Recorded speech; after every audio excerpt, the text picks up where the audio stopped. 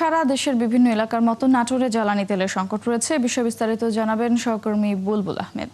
বুলবুল, আপনি যেখানে আছেন সেখানের পেট্রোল পাম্পগুলোর অবস্থা কেমন দেখছেন? তাছাড়া তেল সংকটের বিষয়ে পাম্প মালিকরা কি বলছেন জানতে চাই।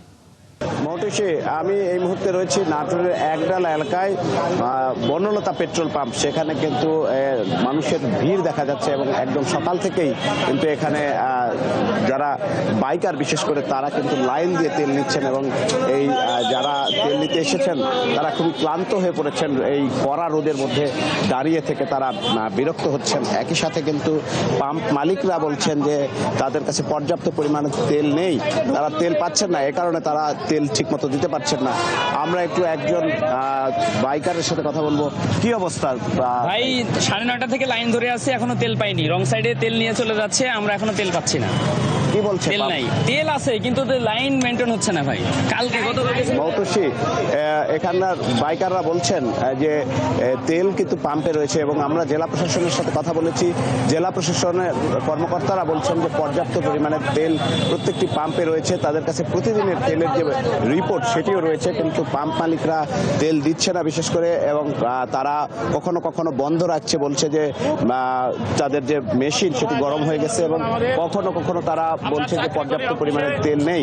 তো বাইকারদেরকে 200 টাকার তেল দেওয়া হচ্ছে। তো এই 200 টাকার তেল নিতে এসে কিন্তু আবার সে বাইকার বাড়ি পর্যন্ত যেতে কিন্তু তার তেল শেষ হয়ে যাচ্ছে। যদি চাহিদা মতো কম করে 500 টাকার তেল দেওয়া হতো তাইলে কিন্তু বাইকারদের জন্য ভালো হতো, এমনটা বলছেন। আমরা একটু বাইকারদের কাছ থেকে শুনি কি পরিস্থিতি ভাই আপনাদের তেল। আপনারা জানেন যে ঈদের পরের পরিস্থিতি, আমরা সরকারি চাকরি করে আমাদের অফিস আদালতে যেতে হবে, অফিস খুলে দিচ্ছে, আমরা দূর দূরান্ত চাকরি করি ভাই।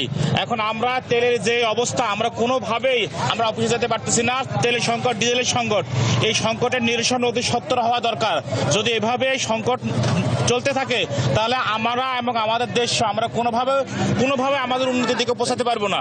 একই সাথে কিন্তু শুধুমাত্র বাইকারদের সমস্যাই নয়, এর সাথে কিন্তু যারা ফসল আবাদ করছেন বিশেষ করে ডিজেলে যারা সেচ দেয় তাদের কিন্তু চরম ভোগান্তিতে পড়তে হচ্ছে। এবং এখানে নিশ্চয়ই দেখতে পাচ্ছেন মৌটুসী যে নাটোর রাজশাহী যে মহাসড়ক, তার মধ্যে কিন্তু বাইকাররা দাঁড়িয়ে আছে তেল নেওয়ার জন্য। এটি কিন্তু জীবনের ঝুঁকি নিয়ে দাঁড়িয়ে আছে মৌটুসী।